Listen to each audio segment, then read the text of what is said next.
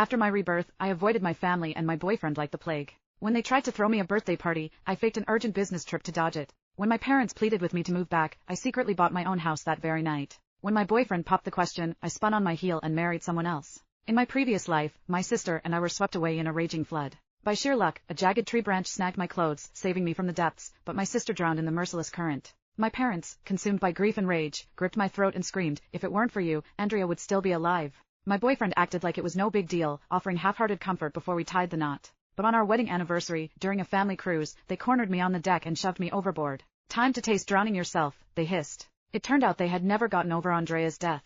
My boyfriend had never forgotten about her. When my eyes fluttered open again, I found myself back on that fateful day. This time, I vowed to live for myself, reclaiming the joy they'd stolen from me. A scalding drop of wax splattered onto the back of my hand, causing me to yelp in pain. My parents turned their heads, their eyes brimming with undisguised disgust. "Why are you so clumsy all the time?" barked my dad. I remained silent, but inside, I was bubbling with excitement. That was because I had been reborn, flown back to my birthday. In Dorreford, everyone had heard about Andrea Jordan, the delicate darling of the city. Few were aware she had an older sister. From a young age, she had been sickly, which garnered our parents boundless love and attention, leaving me to fade into her radiant shadow. We were seated in the opulent private room of an upscale restaurant. My dad, Brent Jordan, waved off the waiter and jerked his chin toward me. "She can handle it." My mom, Fiona Jordan, offered a rehearsed smile. "We don't need outsiders at our family dinner." The waiter shot me a puzzled, pitying look before slipping out. I calmly rose from my seat, refilling their cups and serving the appetizers. In their minds, I might as well have been the hired help, invisible until needed. Andrea blinked, innocently tilting her head.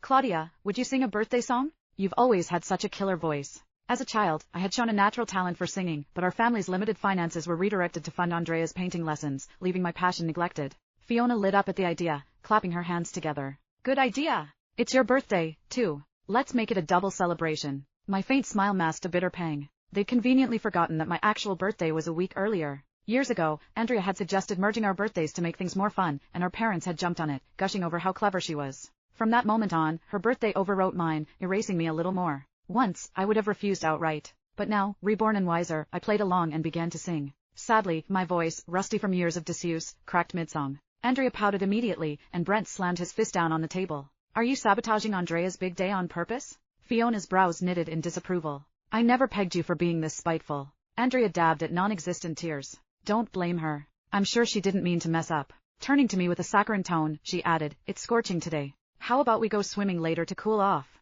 Panic surged through me. It felt like an iron grip had seized my throat, squeezing the air from my lungs. Fragmented memories reassembled in my mind like a horrifying puzzle. In my previous life, Andrea's birthday ritual always included a swim, where she would glide through the water like a graceful mermaid, basking in admiring gazes, while I floundered awkwardly